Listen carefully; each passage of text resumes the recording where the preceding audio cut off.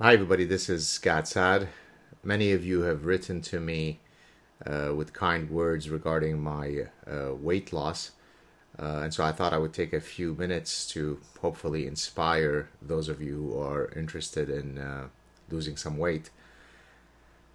I don't think that anything that I'm going to say is stuff that you probably don't know, but maybe it's worth hearing it from someone who has tried these principles and has succeeded at them.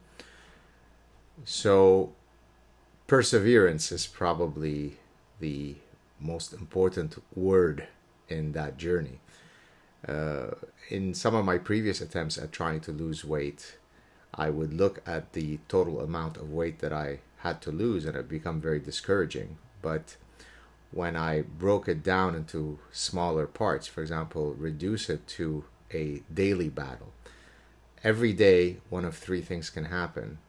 You could either put on weight, you could absolutely not change your weight from the previous day, or you could lose weight. So imagine if you win the battle of every day. Every day I lose some minute amount of weight. After a week, it's a bit less minute. After a month, it's a bit less. But that requires perseverance in that it's tough sometimes to remain patient when the wins are small and incremental.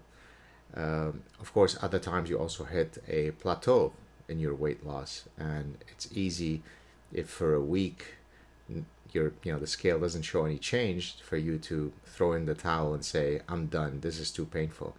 But if you persevere, then on week 8 or 9 or 10 you get on the scale and boom, you just lost 1.4 pounds.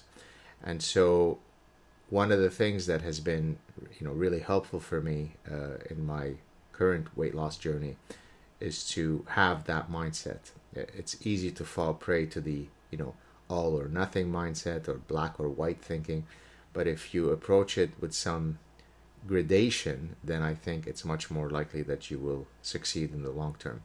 Some of the other tools that I have used, and I've mentioned some of these in the past in previous clips, having very specific behavioral strategies is truly important. Specificity is key here. So, for example, if I were to say, I'm going to an all-inclusive vacation, where you have all-you-can-eat buffets, and I'm going to really work hard to make sure that I don't overeat. That's a very vague behavioral goal. I'm going to try to not overeat. What does that mean exactly? But if I specify that I will never have more than one plate of food. Now, the plate of food might contain 1,000,000 calories, which is not a good idea. But if at least I have an instantiation of a behavioral goal, I will never have more than one plate. That is a lot more specific than saying I will not overeat. Now, how have I applied this in the current context? Well, my wife, she's an angel, keeps track of every single one of my calories via myfitnesspal.com, so that by the end of the day, I can say, today I've eaten 1,637 calories. Today I ate 1,900 calories. So having that specificity creates a feedback mechanism that allows me to adjust my behavior. If I were just to say, I'm just going to try to eat less and eat healthily, that doesn't necessarily give the feedback that I need. Another thing that I do is that I make sure to weigh myself at least once a week if possible. Sometimes I might go a bit longer, but that feedback is truly important. And here is something that I have to admit to, and I mentioned this in the Parasitic Mind.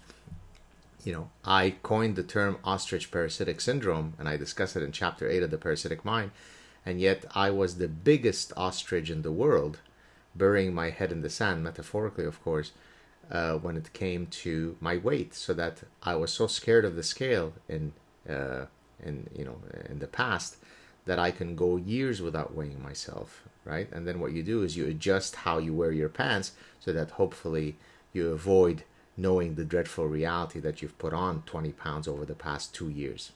But if you get on the scale and you see, I just took a vacation for 5 days and I've put on 2 pounds, then your ability to intercept that trajectory and correct it becomes, it happens at 2 pounds gained rather than at 70 pounds gained. And again, some of you may or may not know, as a young adult, up to being a young adult, I was always grossly underweight. I weighed as low as 122 pounds as a soccer player, a competitive soccer player, as an adult. I got up as high as 256 pounds. Now, that didn't happen by me putting on 70 pounds in 1 year. It happened very, very gradually, sort of below the just noticeable difference. For those of you who know psychophysics, it's 1 pound here, it's 4 pounds there, it's 2 pounds here, but you never intercept it.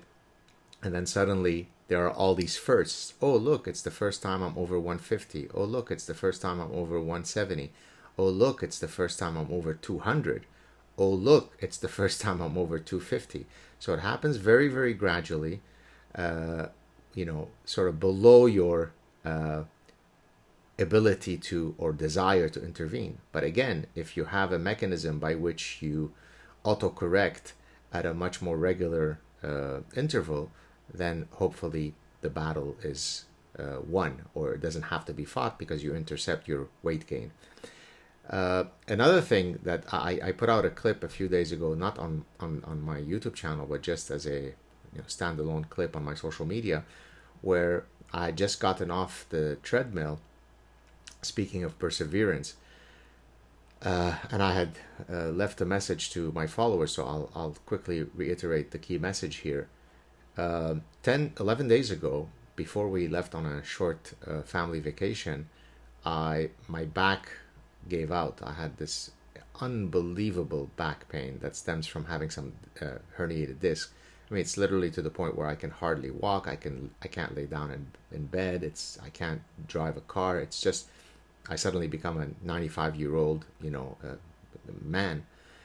And this was truly painful, truly debilitating. And then I developed a neck ache that caused me to not be able to move my neck much. So I was in a really sorry state, and yet it didn't stop me from finding a way through perseverance to still get in.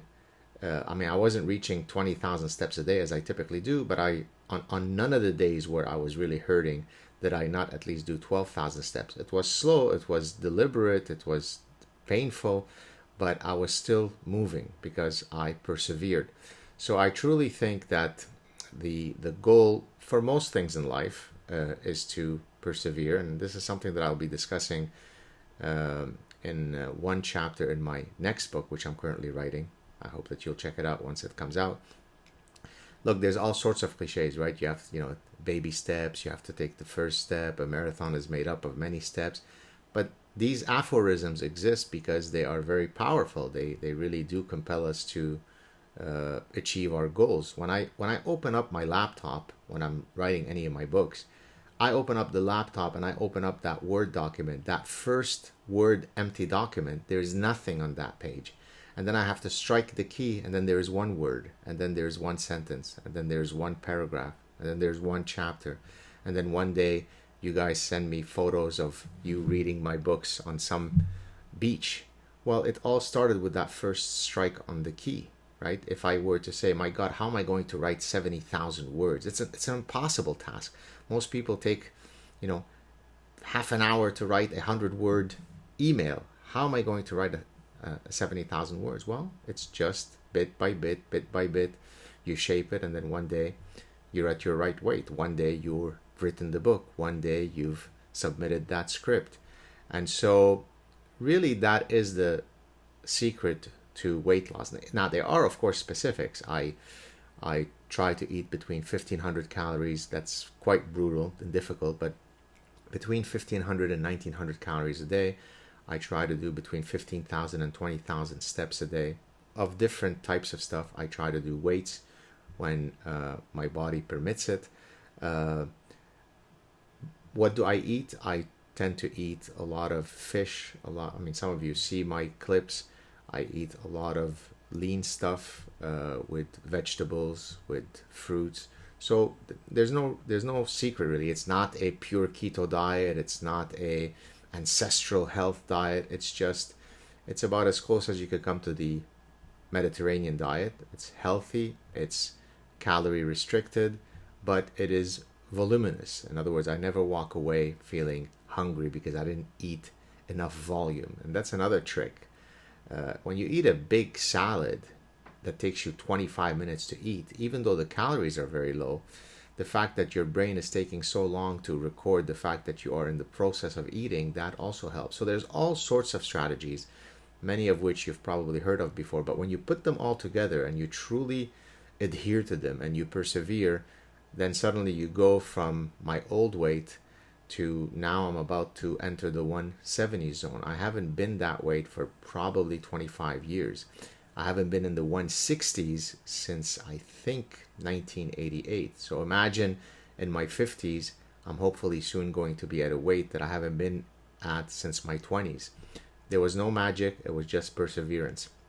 I hope that this motivates you. I hope that it causes you to perhaps, if you need to get on a weight loss journey, to do it as soon as you can. It is possible, it is feasible. Yes, statistically, it is very hard to be one of the rare folks who takes off their weight and keeps it off, but you truly can do it if you adhere to a few basic behavioral principles. Take care, everybody. Cheers.